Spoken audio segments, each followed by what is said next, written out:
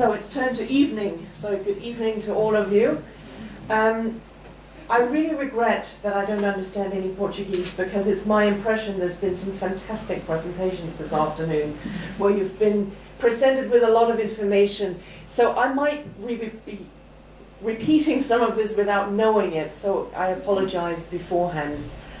I'm going to be talking about the impact of endometriosis, not just actually on quality of life, but also from a social and professional perspective. As I mentioned earlier this afternoon, I started the Danish Endometriosis Society 15 years ago. And just like today, we had our very first support group meeting. We'd actually been lent some offices in an infertility practice. And when everybody had huddled together in the room, the physician who was hosting us pulled up a chair, sat down and said, "Physicians don't like women with endometriosis." So that was a really jolly good start.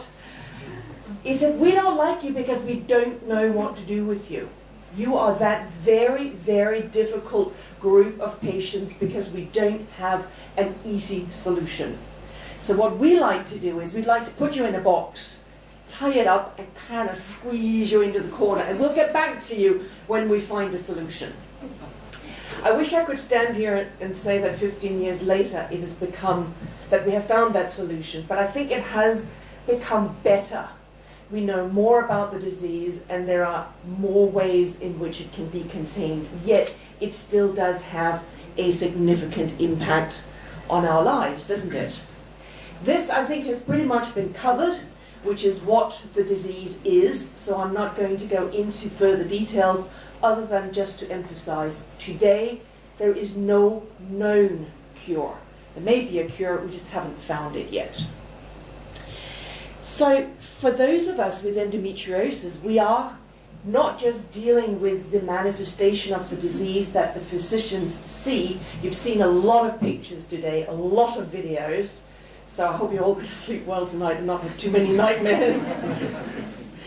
But we're also talking about a disease that is surrounded by a number of taboos. We don't talk freely about menstruation, infertility. I was going to say sex, but that didn't seem to be a problem earlier on. And we're not always very good talking about pain when it becomes permanent. It's very easy if your friend breaks an arm. You know, she's got it in all bandaged up, and it's going to last about 6 weeks. You're going to help her with the children, the shopping, the cooking. Then the cast comes off and she's fine. But with endometriosis, the pain is first of all not visible, and it doesn't just necessarily go away after 6 weeks. And it can be very difficult for our friends and family to understand what that pain means and what infertility means. And therefore, it's so nice to see that there are so many partners here today as well who's supportive of the women that you love. Then we still, unfortunately, see a few myths as well. I apologize, my throat seems to be going. I'm just going to try and see if I can loosen that up. In many countries, and I suspect it is the same here, tell me if I'm wrong, we still hear that endometriosis doesn't really affect teenagers. It's the older woman, the career woman. And again, I think most of us know this isn't true. It does tend to start in the teen years. And I always like to ask the question, at which birthday are you allowed to have endometriosis? How old do you have to be before it is acknowledged? So let's forget about these myths. And one of them is also that pregnancy will cure the disease. It won't necessarily, though it may put it into remission for a while. I'm going to get back to the delayed diagnosis in a moment, but we are talking about hidden mistreatments and this overall lack of awareness, which is what I think you're now trying to really do something about in Portugal, and I very much congratulate you on those efforts. A few years ago, a group of national European support organizations came together, and this was pretty much the mission statement that we came up with that we want to work together nationally and internationally to visualize a future in which millions of women are not prevented by this disease of fulfilling their dreams, of completing an education, maintaining a career, having children, and not be in pain during the prime years of their lives. This is not a disease that happens later down the road because we've abused our bodies with alcohol or bad diets. This is a disease that happens very early on. So having said all of that, I'm going to go into the three areas. I'm going to be talking a little bit about the prevalence, and something about the social impact, and something about the economic impact.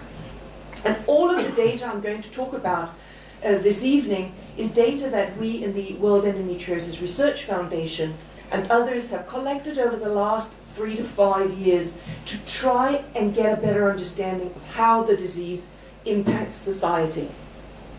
Now, I gather there was a question earlier on about what to do about governments and how do you get involved with that. I have done work now both with the European Commission, the European Union, and also the Women in Governments institutions in the United States in Washington, D.C. And what they want are hard figures and facts. And hopefully I'm going to give you some tools this evening that's going to help you when you go out and try to argue why we need more focus on endometriosis and improved treatment options. So we've already heard that approximately 1 in 10 women have endometriosis during their reproductive years. That tends to be between the ages of 15 and 49, which means we're talking about 176 million women worldwide and approximately 255,000 women in Portugal. So I'm sorry, Professor Alves, I'm going to squeeze the number down that you mentioned earlier at 700,000. I think this is probably more realistic. And in fact, Antonio Setúbal mentioned earlier that I heard you mention New York, that you'd presented some data in New York recently. Yeah. I was at the same meeting, and there was a famous supermodel there, which I can tell you is pretty daunting actually when you're trying to do work and standing next to this really, really, really thin, beautiful woman. But she made a very good point, and that is, she used a word called mentionitis. And you know when you're first in love or something, you've just met somebody, and you can't help saying his or her name all the time. Every time you get the opportunity, you say, oh, you know, so-and-so said this and so-and-so say that. So there is a term for that, and that's mentionitis. We need to mention endometriosis more. We need to remember to mention endometriosis in the supermarket, in the where we play sports, when we go to the movie theaters, when we bump into people. Tell them what endometriosis is and help spread awareness that way. Anyway, just to go back to the 176 million, I said that was between the ages of 15 and 49. But reality is we know very, very, very little of what goes on before the age of 15. And unfortunately, very little has been studied after the menopause as well. It's assumed that endometriosis will go away, but if you've had anatomical distortion, you are stuck with chronic pelvic pain, or even have psychological scars, how can we say that the disease is over if it has left scars on your body? So this is an area where very, very little research has been done for the time being. And as I just mentioned earlier, it isn't a lifestyle disease, and therefore for the time being we don't know anything about prevention. So the first study that we conducted was done in 16 centers in 10 countries, and we collected data from more than 1,400 women, and you can see the centers here. I'm not going to read this out to you, to try and understand both the symptoms and the impact of the disease. And this is a very, very interesting chart. How do I do this? Everybody's been struggling with this, but it's very good that you had it with you.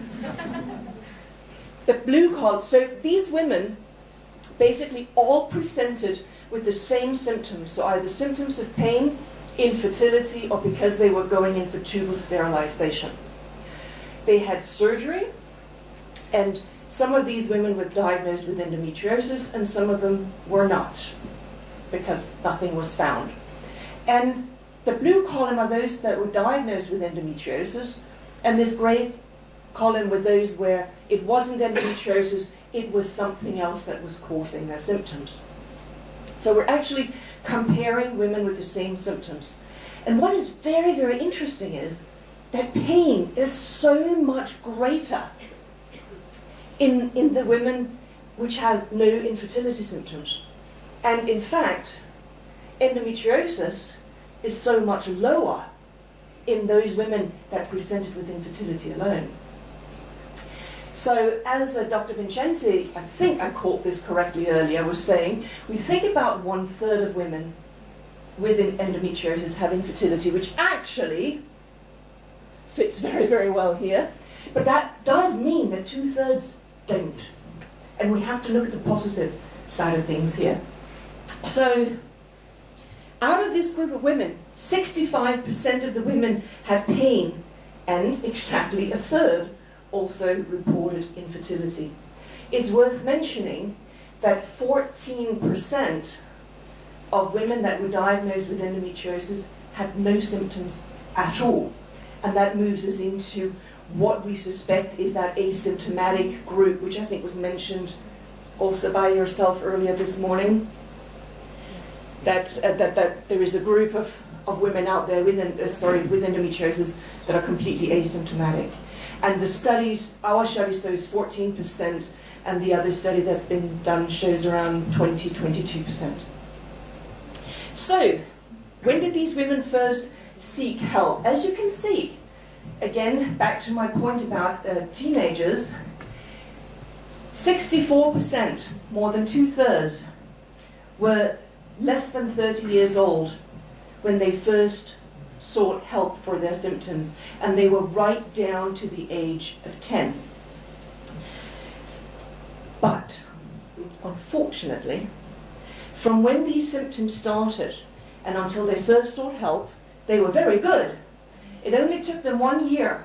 I still think that's too long to walk around in pain before you seek help. But that has gone down significantly from earlier studies. So it took them 1 year to seek help.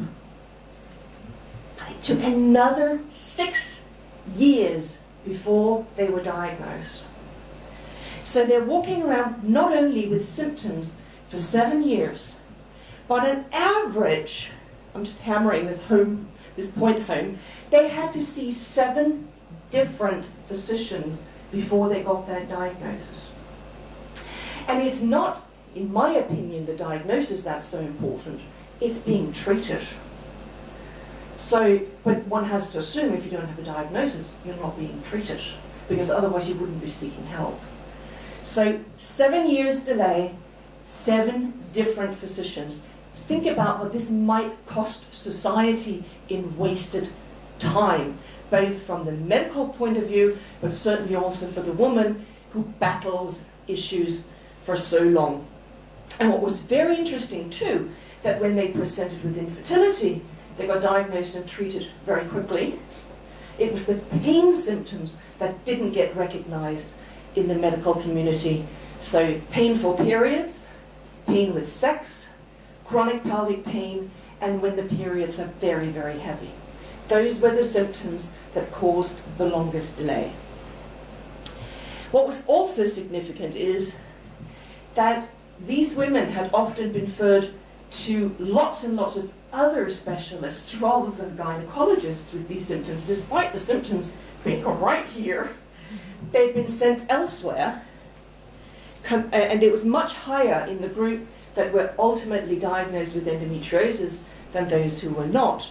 And 50% of those who eventually was diagnosed with endometriosis had previously been misdiagnosed with irritable bowel syndrome, which I'm seeing some people nodding in the audience, so it sounds as if that's familiar. So I think we all know that this does impact our quality of life. And this is a very interesting survey. Ooh, God. I will have an accident before I'm finished, I apologize. 22,000 women in 8 countries who responded to questions about the impact of pain symptoms on their quality of life. And you see in these 2 groups, if I put this thing, of women with symptoms that might be endometriosis or suspected endometriosis, their quality of life were much worse than those who were actually diagnosed with the disease. Because I think once you're diagnosed and have commenced treatment for endometriosis, we can start dealing with it. But these are the groups of women who are walking around still trying to figure out what's the matter with them and exactly how they can be treated. Is it in their head? Is this normal? Etc. So I think this is very important. Having said that, 60% of those diagnosed with the disease still indicated that it impacted their quality of life at some level. And this, of course, is going to have a social impact.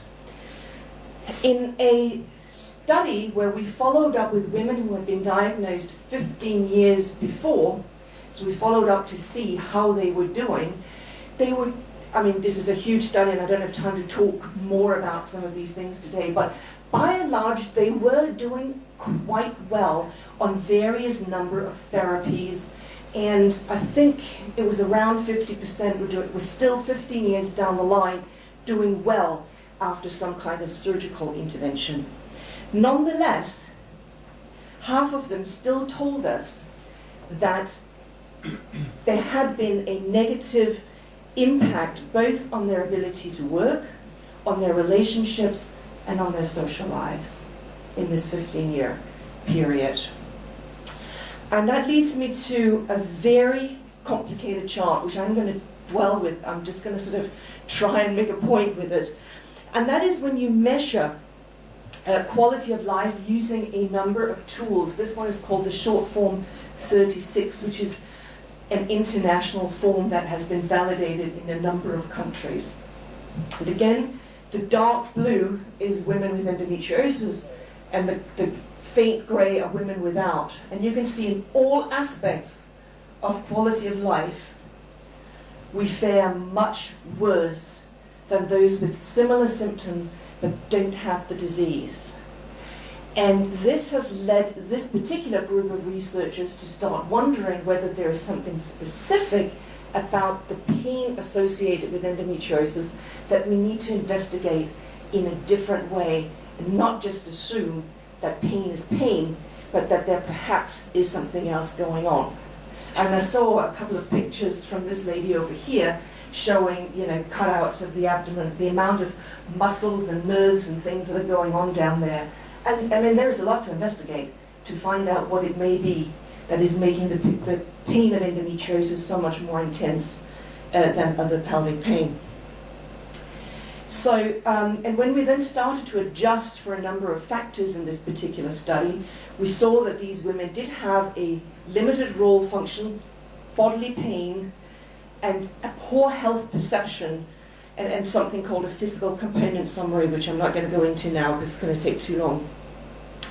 But basically, and this we all know, our quality of life goes this way when our symptoms go that way. So there is nothing miraculous about that. So back to our 22,000 women survey. They were asked what was the biggest single impact on their lives in the last 12 months. And 50% said that the biggest impact was on their sex lives, which I think is why that earlier presentation was so important. Because when I started to look at these numbers, it turned out that that was exactly the same number we saw in the 15-year follow-up study, and also in another prospective study that we have just conducted and we're in the process of submitting for publication.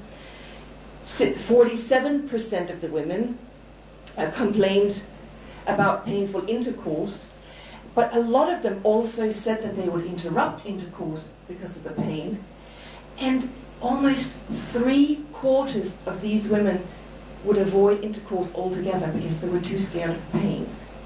And this is something that we need to seriously focus on, because I mean, we should be having a lot of sex. I'm not sure if we... Did you determine how often we need to have sex, or was that sort of left hanging in the air? But we should be having a lot of sex, shouldn't we? And it shouldn't hurt. And therefore, this is an area that's so important for us to investigate, and it has become a huge priority in the World Endometriosis Society and its research foundation. A small study, talking also with male partners, they complained that, 3/4 of them complained that they had much less sex than they wanted to because they didn't want to hurt their partners. And half of the women were worried that that lack of sex would actually have a significant impact on their relationships.